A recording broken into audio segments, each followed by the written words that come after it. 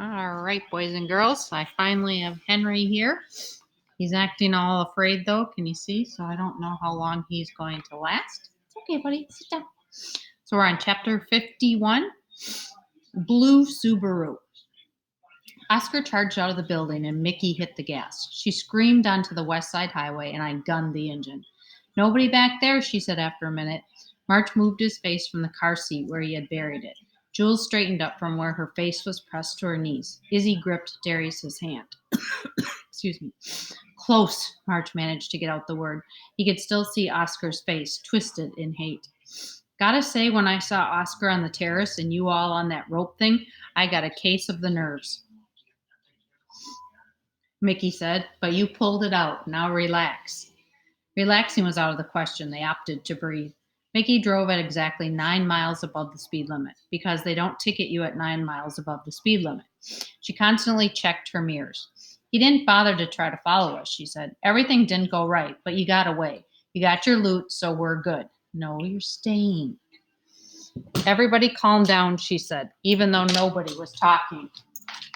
Sit down, you baby. Stay. Mickey checked the rear view again. She frowned. I think I saw that blue Subaru back on the block. I'm holding on to you. As the light turned yellow, she sped up and ran through the red. Lost him. Her shoulders relaxed. That can't be Oscar, Darius said. He didn't have time to get to his car. Don't go telling me who is tailing and who is not. I'm the wheelman. Mickey turned the wheel hard, and with a squeal of tires, they turned onto 40th Street. She gunned the engine, and they zoomed down the street at 60 miles an hour. Izzy closed her eyes and clutched the door handle.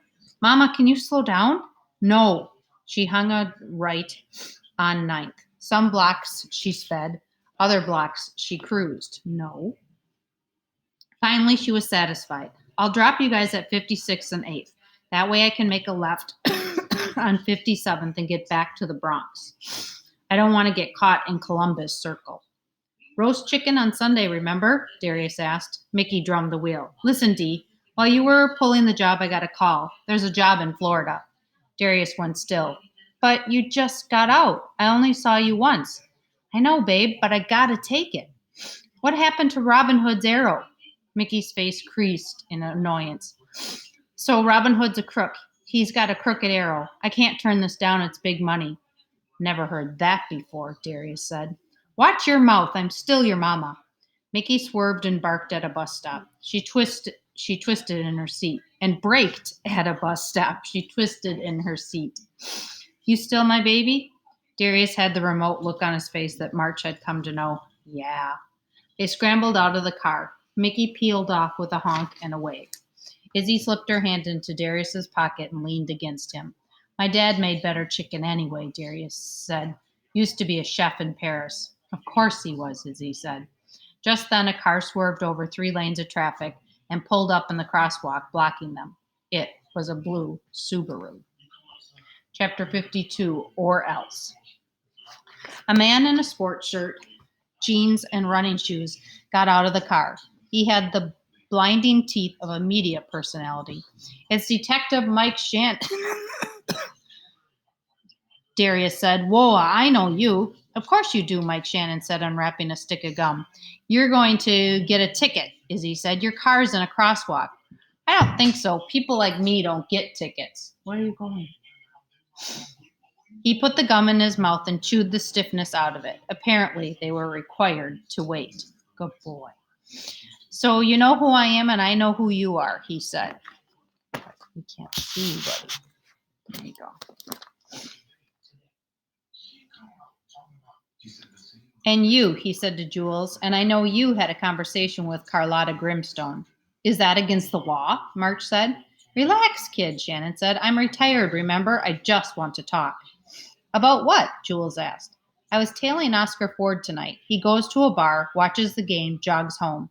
I'm about to head home when I see you kids running out of an alley, getting into a Lexus, and taking off up the West Side Highway doing 50 miles per hour. 49, Darius said. And I asked myself, why? Mike Shannon said, chewing. And I asked myself, why do you care? Marge asked in a pleasant tone. I'll tell you why, son of Alfred McQuinn, Mike Shannon said. 10 years ago, a heist takes place. A fortune, right? One thief gets caught, one thief dies, and one thief gets away. Moonstones and a diamond disappear, and one cop, the one who noticed the open window, the boot print that belonged to Oscar Ford, the one who was in the arrest, he is accused by Ford of stealing the Makepeace diamond. Never proven, but he stops getting promoted. His career stalls. He goes on to have a better career, even becomes a TV star, but he never forgets Oscar Ford because he thinks Ford accused him to conceal the fact that Ford had the jewel. He hid it that night and was planning to fence it when he got out of prison. Can we guess who the cop was? It's got to be that old blowhard from the TV, Darius said. Mike Shannon gave him a stone cold stare. What do we have to do with it? Jules asked. Sounds like this is between you and Ford. And it all worked out, right? You make lots more money as the host of a TV show than you would have as a cop. I'm the star of a TV show and media personality. Sorry, just my mom calling. I lost my spot completely. Media personality. And no, little lady, it didn't work out because my name was never cleared. I know Ford pulled out of that penthouse heist, and I know he masterminded the museum job. He's got the cash in his pockets, and he's got some kind of plan. You happen to know what it is? No, March said. Well, I think you do. I think he's out to steal those 7 moonstones back and sell them to Carlotta Grimstone. Word on the street is that she wants them bad, and I think you know where they are. What are you talking about? We're just kids, Jules said. Kids who broke into a high security building and I'm guessing took something valuable. Kids whose daddy knew where the moonstones are. You're making a whole lot of noise, but not much sense, Darius said. Oh, really? I know Carlotta Grimstone picked you up the other night. Yes, I was there, and I'm guessing she offered you the same deal she offered Oscar. Nah, she was giving us a ride. She wants them in time for the blue moon in 4 days because she's crazy and she believes they're magic. Shannon looked at their faces. I'm not trying to muscle you. I just want to make a deal. We don't make deals. We're kids. Shannon ignored March. I want him behind bars again, he said. And since you know where the moonstones are, you know where he'll be. And you know he has 7. You find out where the drop is and let me know. That is all interesting, Jules said. Barely, but what's in it for us? Try this one. I know your names. The police have run the surveillance tapes from the museum. The pressure's on, and somebody sometime is going to background check those singers. I can make it so your photo IDs disappear along with fingerprints. I can make you ghost boys and girls. But if you don't help me, I'll just tip off the police, and I know exactly who tried to steal the widow's knot. Shannon tucked a piece of paper into March's pocket. Then he spit his gum out onto the pavement. Think about it. That takes us to 53. Say bye, Henry. Henry, shake, shake. Good boy. See ya.